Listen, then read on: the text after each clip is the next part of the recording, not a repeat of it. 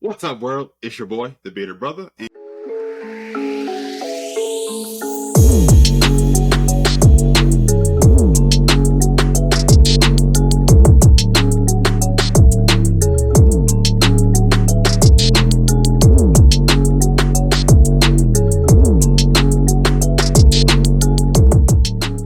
and I'm back with episode 2 of the Beerded Tastings. I had episode 1, and then I had to get my Moesha on and jump in my diary real quick and start my series, Diary of a Mad Black Brewer. Just talking about my experience, good, bad, or indifferent, hoping to inspire fellow black brewers that didn't realize they were brewers yet, to get into the industry and really take over the industry that is priding itself on community, or so they say. But we'll get at it a little bit. Like I said, I'm back with this another episode, and person sitting to my right, the way I'm looking at my screen, she is a brewer out of New York. She's got a fantastic brand. It's more than a brand; it's a movement. But it's enough about me. Let's get into it. I got Miss Christina Thomas of Brown Girls Brew. Going from banking to brewing. That's unconventional. How'd you get there from? Oh, Yeah. daydreaming. Daydreaming and wanting freedom and autonomy. Working at JP Morgan, I think the year was about 2010. And I'm like, listen, I got to do something else. This ain't it. How long am I going to do this? Am I going to be like my parents, working a job for 30, 40 years? And then what? So I called up my friend who's one of my biggest cheerleaders. Her name is Neek. I'll just say that. And I said, listen, I have this idea of fusing my mom's cake and dessert recipes into beer recipes. And of course, her being who she is, she was like, go for it. Whatever you need, let's just do it. Right. So I'm like, okay, where am I going to start? So usually, people will go look for jobs in that industry. I was like, so maybe I could work at a brew house at night, just to learn or take some classes. And that just didn't work out for me. No doors were really open because I did not have the beer background, but I have a business background. And because of that, I shelved the idea, but it was always within me. I will bring it up from time to time. And eventually I just really like let it go. So here we are.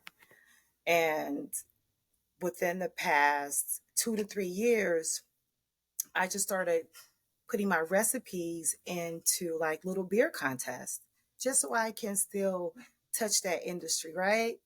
So I would come in, not first place, but like the runner up and things of that nature. But that didn't deter me. So just because of that, I knew that I had a chance. I was like, you know what, this might fly. People like the idea, right? So just mentioning that to one of my dear friends, coworkers as well, he and I were just talking, and he was telling me about his family being in the beer space.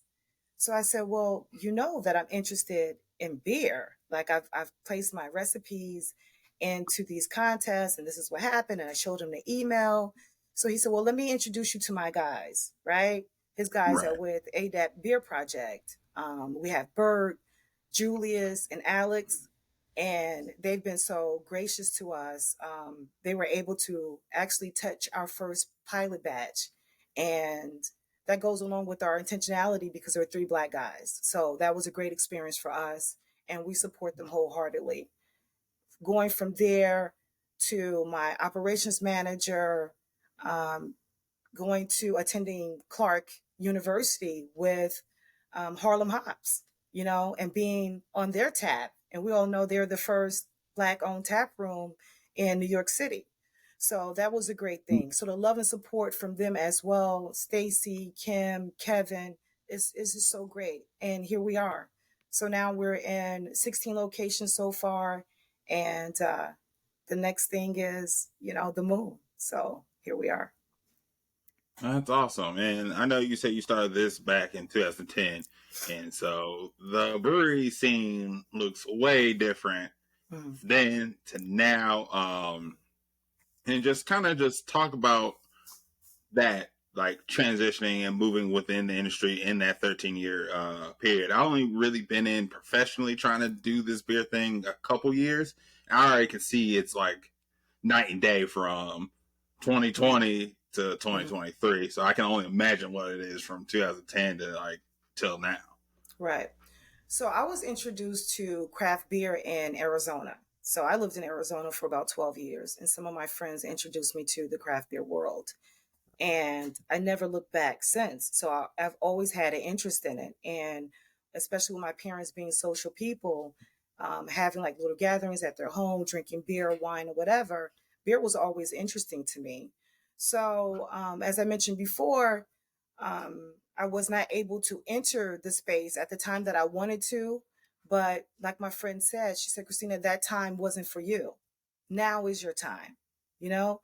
So I'm in this space as a businesswoman in the beer industry.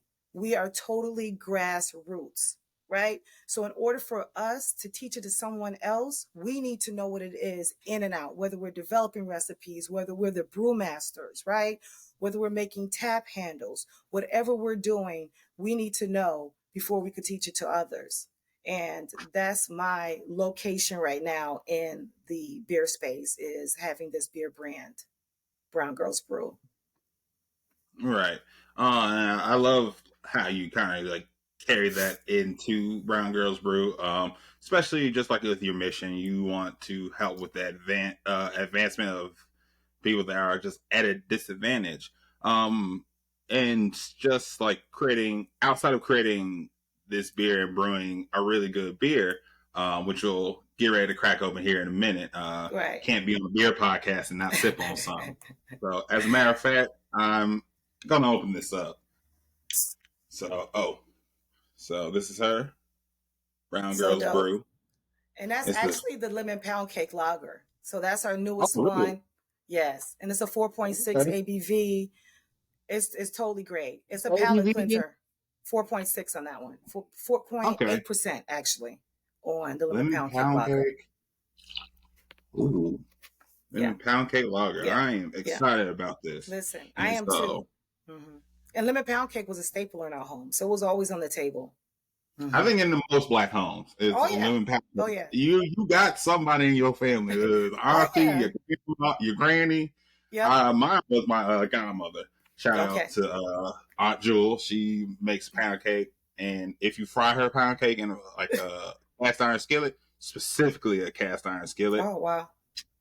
that was whew, and some ice Do you cream. do you make it yourself? Woo! Do you make it No, yourself? I'm not Can a you do it? maker. I'm Okay.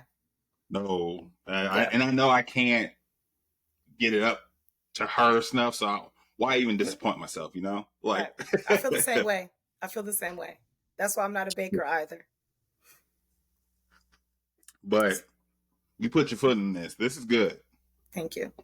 And it's Thank like you. with the lemon pound cake, I didn't know really what to expect. I didn't know if it was Mm, going to be really sweet because when you mm. hear cake and beer, people are going to be like, oh, it's going to be Oh, a lactose bomb.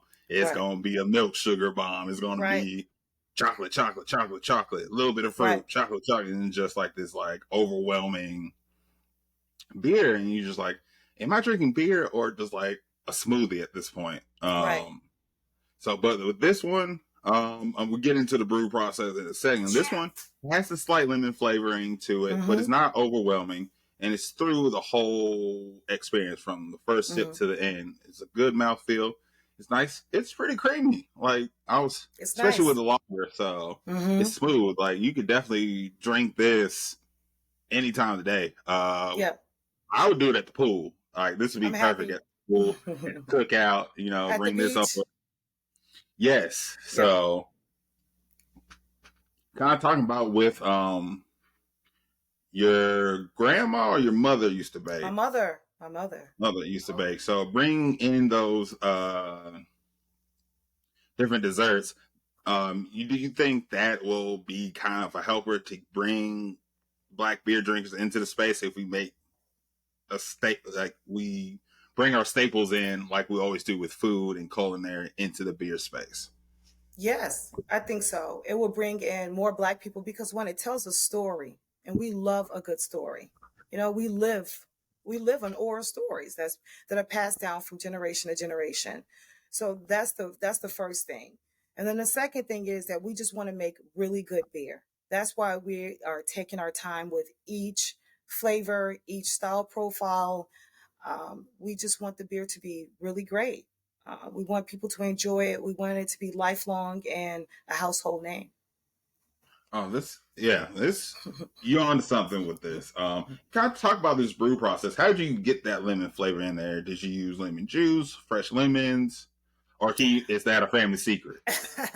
Well, it's not a family secret. It's one of our brew secrets, but it's a natural flavor that is derived from the lemon. I will tell you that much Okay, without having to divulge too much.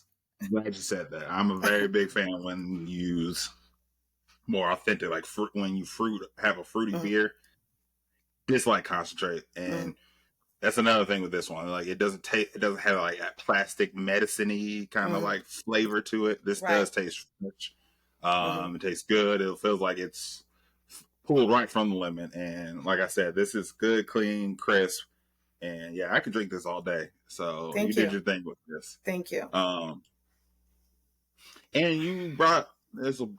I've been just kind of just you had a interview with on YouTube. I forget the young lady's name. Nine niche. Raquel with Yeah, nine niche. Yeah. not niche. Yes, you. Hmm. I noticed you mentioned intentionality with your beer, and I just Hmm. want to kind of go through your process of how are you intentional? What questions do you ask yourself? How do you make sure you're putting yourself in that right position, and you know you're in the right position? Right. Well, intentionality is the foundation of Brown Girls Brew. We are constantly asking ourselves in-depth questions on what can we do to make an impact on the industry, right? So myself as well as Julian, we talk about how can we create a more inclusive workplace. You know, once we go corporate or once we create our own thing, in the educational space, and we have some dope stuff to talk about with that in the future as well. How can we change the beer culture? How can we bring it back black and brown? What can we do to um, place that on the right trajectory, so to speak? What changes can we implement within ourselves that we can have Brown Girl Brew back and move forward and have a more impact on the brewing industries? So those are just like some of the questions, like who can we bring along and what do they look like and who are they? Because they're part of Brown Girls Brew, so they have a story to tell as well. Okay. I love that. Just because I need a couple of pieces of advice for myself with Bearded Brothers, so I know one of my listeners or one of my viewers definitely would definitely love to hear that and appreciate that. And kind of just moving on a little bit, it's just like for me, I work in the space full time. I'm a brewer in Nashville, the only black brewer, to my knowledge, in the city of Nashville. And so, and getting ready soon to take over head brewer job. Well, But congratulations to you on that. thank you, thank you. You're welcome. We're still talking out the terms. I feel like a pro athlete. You always hear them. They're going to sign with such and such. They're just working out the contract. That's what we're in the Right. middle of. We're in the contract talks, and so, but it's been definitely quite the journey. And there's been times where I'm like, I'm not even gonna lie. Like I've been really fucking sad some days working in the industry from not getting those advancement opportunities, working twice as hard just to get half as far. I like to say I have to brew all these different styles of beer well, while my white counterparts, they all I have to do is brew one IPA. They got a ladder straight to the moon if they can just do one beer. Where in Right. fact I do 10 different beers well. It's like, oh, okay, we'll just get you to the clouds, and I think you're going to be good there. Just being able for you, how do you keep your joy with Brown Girls Brew and also kind of keep motivated? Well, you know what? We've already experienced some pushback in the industry, um, being at the festivals, certain things that we've heard, um, but it resonates with the brown people. We've had the opportunity to speak with other brown or minority owned beer, and they've had like the same issues. Like, how is it that you're in this space, right? What do you know about beer, right? So it starts with us. So I think that that's one of the things that needs to be covered, the history of the total in-depth history of beer. But my joy resonates with just with Excuse me. us, and telling the story of how it actually began for me, and for some of my, even for some of my team members, to explain the reason why they back Brown Girls Brew as well. So they'll tell their story. We're not just a business, but we want to continue to celebrate and uplift the community. They've been showing us nothing but love. Like, Harlem is backing us heavy. We are excited. We are scared. We are on a roller coaster. And as my operations manager, Julian, would say, if one door closes, 10 more opportunities will come our way. And it's been 20, it's been 30. We can't even keep up with the emails. Like right now, we're just a two-man show.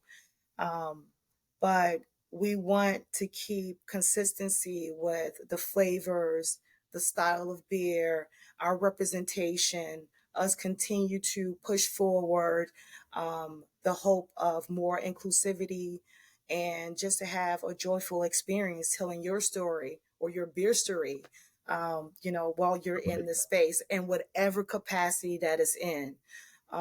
Furthermore, we are actively engaged with a target audience or audiences. So we we think that through, and not each one.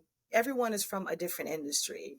So we have friends that are in medical, corporate attorney, community development, private wealth, architecture. We reach out to them. We ask them, how do you feel about this? If we roll out with this, what does this look like from your perspective, not just from ours, right? At the end of the day, yes, we make the last decision, the final decision, but they are our community. They support us, and they are backing us 1000%. Just yesterday, Julie and I were talking about the event at Harlem Hops, and just the love that they give us every time. You know, it's more so about them, and we want to celebrate them, but they always include someone else. They reach back. They totally reach back. So we have them to mention. And again, I mentioned to you ADAP Beer Project. So we're rallying for each other. Heavy. Another young lady I met yesterday, Tawana, with beer, bourbon, and a movie. She and I, we were just talking about Carrot Cake Amber Ale, and just the way she explained the beer, and how her seeing me represents her, and it motivated her, and we just both got the chills, and her telling me the story and the notes that she's receiving from the beer and what it tastes like. It was awesome. So, taking that and being able to give it back in the world of craft beer, we're here, and we're not going anywhere. Oh yeah, no, I absolutely love that answer. Oh man, I don't even know where to even start because I just got like a million questions. But I'll just start out with your statement about community. If anyone I know that does beer on any scale commercially, Mhm. you're the only one that really talks about the people, not Thank you. the brewery, other breweries, Mhm. or trying to impress your brewery friends. You're Right. trying to impress your demographic, and you're trying to talk to your demographic through beer, Right. through the hops, through the yeast. You're trying to say these words and tell this story. Mhm. I think that's absolutely incredible. And I guess it's kind of my issue with some breweries. I'm just like, you talk about community, but like, I don't see y'all out in the streets, Mm, um, going to different events or trying to sponsor different events. Only events you want to sponsor, like, you know what I mean? And when I right. mean that is like, you do these white uh spaces, you throwing dollars at it left and right, Mm-hmm. trying to get your name biggest and brightest on the sponsor banner. Versus you're not going to the Juneteenth, you're not going to these small bars where black people reside and or not doing anything beyond naming your beer.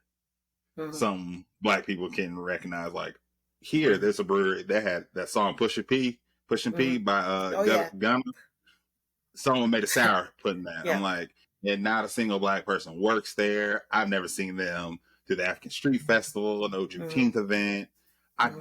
don't. They kind of threw together their Black is Beautiful beer, but they I've noticed I can understand the language because I'm in the space. But if Right. someone casual, these beers aren't really speaking to you. So like, I just love how you put that on Front Street for Brown Girls Brew is creating a community where people can talk and the beer can talk to them. Because at least back to my question with Joy, and I was like, I hear how just hard you speak with all the like passion and like loyalty to Brown Girls Brew. How do you, outside of just creating beers that remind us of grandma's cooking, how does Brown Girl Brew get other black people that aren't in the space excited to come in and give it a try? And what are those specific efforts you do, those words you use to be like, hey, come on over here, try my lemon Okay. pound cake lager, or my your carrot Carrot cake cake. amber. Mm-hmm. Yes, which was delicious, by the way. I wanted to speak on that as well. That was really good. Not as sweet as I was expecting it to be, Right. but it was what I needed it to be. Right. And so, like, again, you're 2 for 2 right now. I'm very Thank you. impressed. So Thank you. excited when you come down to Nashville, and I can help share you guys, and you guys come down here, hang out with some black Nashville beer drinkers. We got a small little community here, so We'll we be always happy to welcome. come. Oh yeah, we'll welcome you Oh with yeah. open arms. We'll get you right. Okay. We're gonna hold you to it. So Oh you were yeah, just speaking on you were speaking on how do we give back, right? How do yeah, we sort of spread the joy? Um, as you mentioned before, we enter. Julie and I will join festivals, ones within our community, ones within other communities. We have to keep the story going, and it's just not within us. I think the more that others know about us, the more that there's an understanding. So we do that. And, we get a lot of people that are like, listen, I'm not a beer drinker, but they will try the beer, which is all that we ask. And so far, for the most part, they're like, I really like that. I didn't think it would taste that way. I thought it was going to be real beery, or I thought it was going to be really sweet. You know, all I say is just when you come to the table of ones that are displaying their items, just give them a chance, before you turn them away. But that and welcoming ones that are working in the beer space, working in the brew houses, the breweries. Um, like I was speaking to a young lady yesterday, and she mentioned that she was like, listen, I admire what you guys are doing. I would love to work with you in whatever capacity. I said, listen, we're coming from the branding space, the business side of it, and we're moving in whichever direction that we choose to. And that's the great thing about having our own business, within the beer industry, because it is a part of our history. So welcoming others to join us if they do so, if they want to. So we're open to that, and that welcomes community and the conversation, and you never know where that leads to, or what that will lead to. no, yeah, no, you're definitely right about that, and just being able to have those conversations. And for breweries, my just a question I thought of. I always think about like, how can we get these non-black owned breweries to really be able to reach out and be able to have these conversations? What does that look like for you? Do we bring it to their doorstep or wait for the ones that want to come to the doorstep? Um, what are your thoughts on that? And have you had you taken part of any of those kind of Mm. conversations? Well, yeah, actually, we have, especially with Kim at Harlem Hops, um, and and and Julian, my operations manager. So that was our way of getting into a brewing space in New Jersey. So we knock at doors, right? We knock at doors. We have the conversation.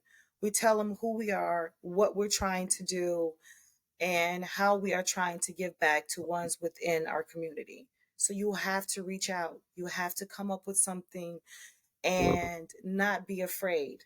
And I'm not really one to do any of that. So I am totally out of my space, right?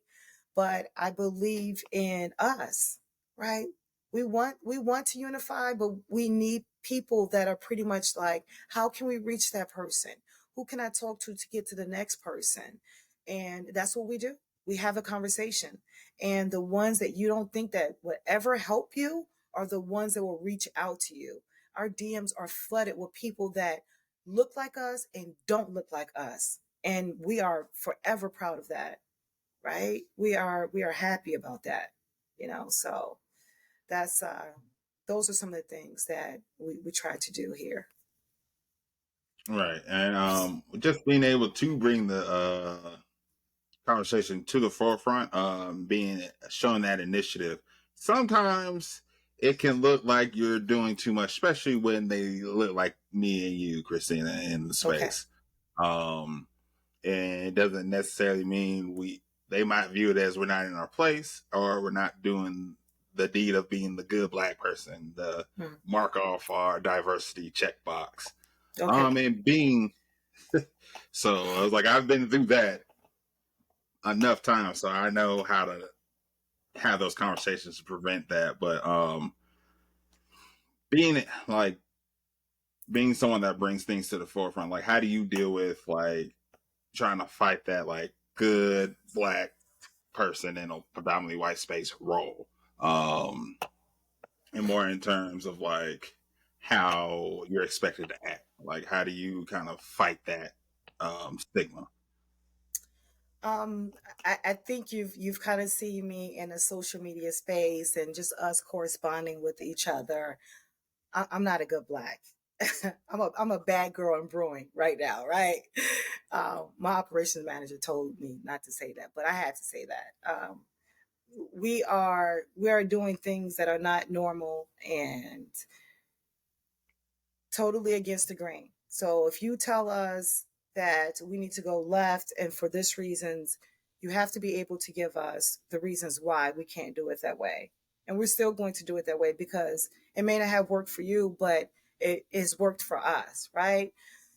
So just being a black woman in this industry, I'm no strangers to other people's expectations and stereotypes of me and them trying to impose their expectations onto me.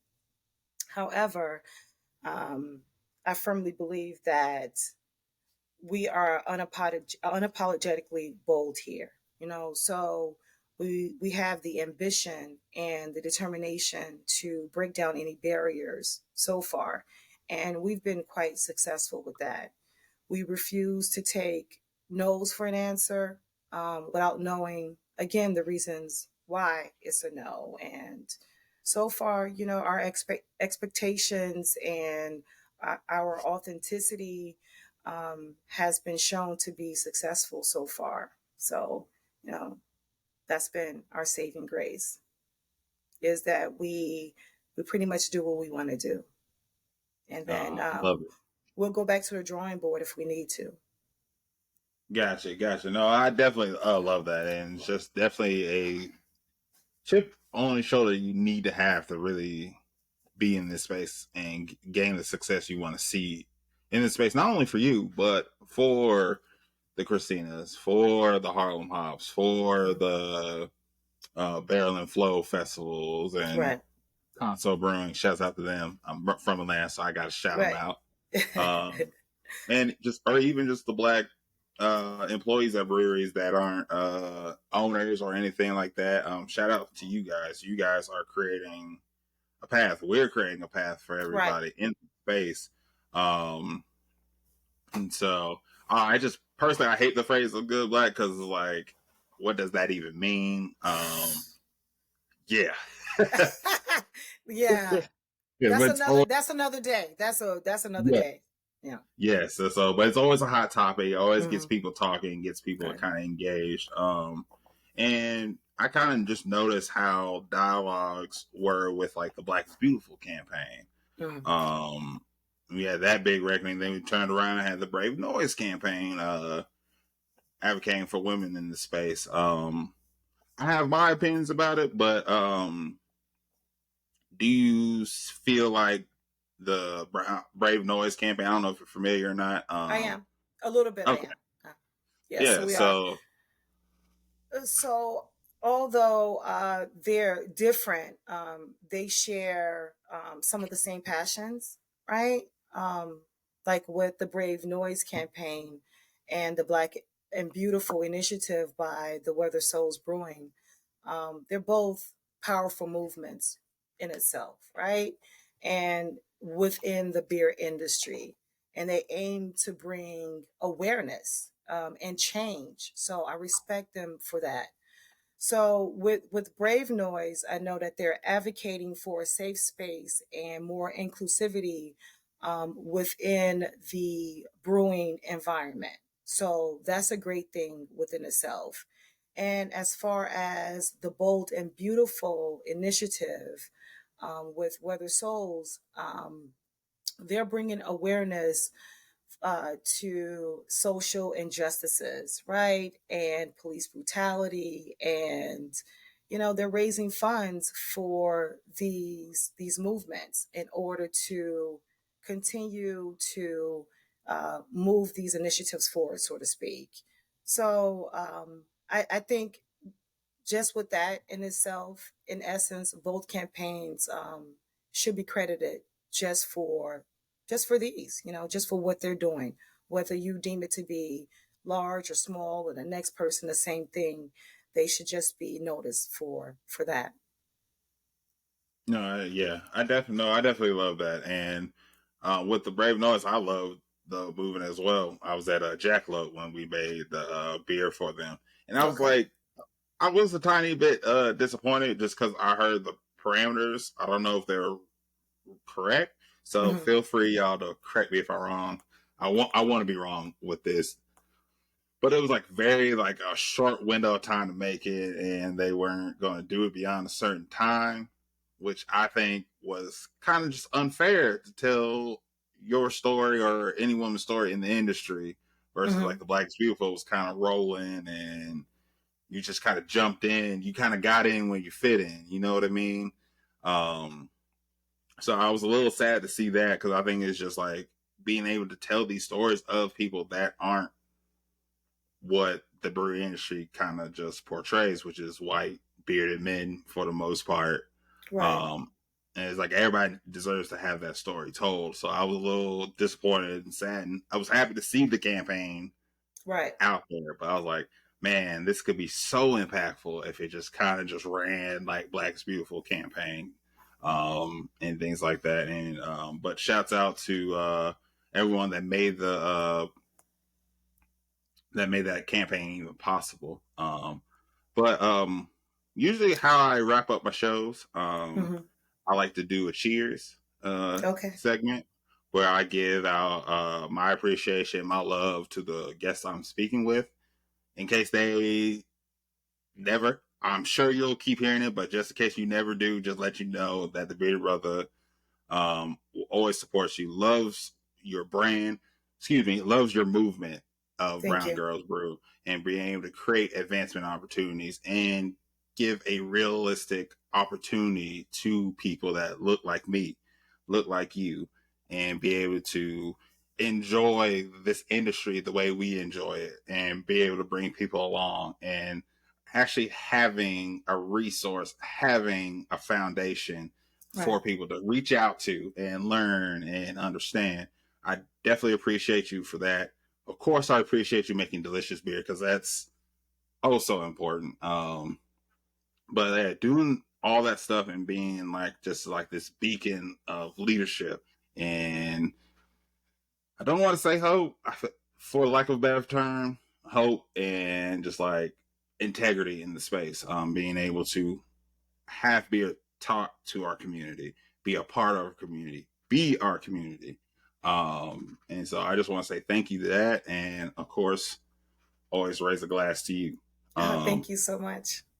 But before I let you go, how do people get in contact with you? What you got going on? What's the next beer flavor? How can they get your beer?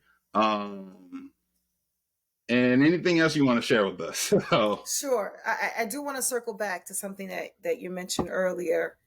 And you mentioned, being disappointed by certain things or wanting certain things to go on for a longer period of time. I don't know what their time frame looked like, so I really can't speak on that. But I will say that if you want change, you make the change. It starts with you, right? And then you start your movement and you get ones involved. And that's how it begins. So I think that's very important. So if you see something that you like and it stopped, don't spin the wheel, right? You don't have to recreate the wheel, so to speak. You just have to spin it. That's what I say. So just go ahead and love just that. spin off of that. So I totally support you with that. And cheers to you for doing what you do and for reaching out. I don't know how we got in contact with each other. We follow each other, we support each other, we like our likes, we like our posts, and we give each other feedback. And that's all that we ask as small business owners, ones in the podcast industry or media. So just a little support goes a very long way, you know. So where can you find me? You can find me on TikTok, Facebook, Instagram, Brown Girls Brew. We're if you want to send us an email, it's brewster@browngirlsbrew.com. Just drop us a line, do whatever. Um, you could offer us words of encouragement if you like. So we're here, we're willing to accept that. Oh, that's perfect. And yeah, I appreciate those kind words, definitely. And just being able to do that. But yeah, like I said, y'all know where to find me. Right. I'm not hard to find. Just holler at your boy at the Bearded Brother on Instagram. Check out my website. Check out my journal entries for the Diary of a Mad Black Brewer, which will be coming up soon. The next one, it's a little personal. Gets me upset because it involves my wife. So that's going to be a doozy. So I want to make sure I tell everything and don't leave the important stuff out. But Right. definitely subscribe to the YouTube channel, The Bearded Brother. Um, yeah, get some merch like this hoodie. I know it's getting warm out there, but you can never be too ready for the cold months, and you can Mm-hmm. never have too many hoodies because you be That's chilling in right. that house, air conditions on, might get a little cold. Just saying. You can get you a mug, all that good stuff.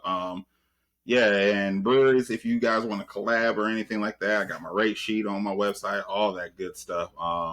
And so, as I always say, grab some good beer, grab your friends, and of course, drink up.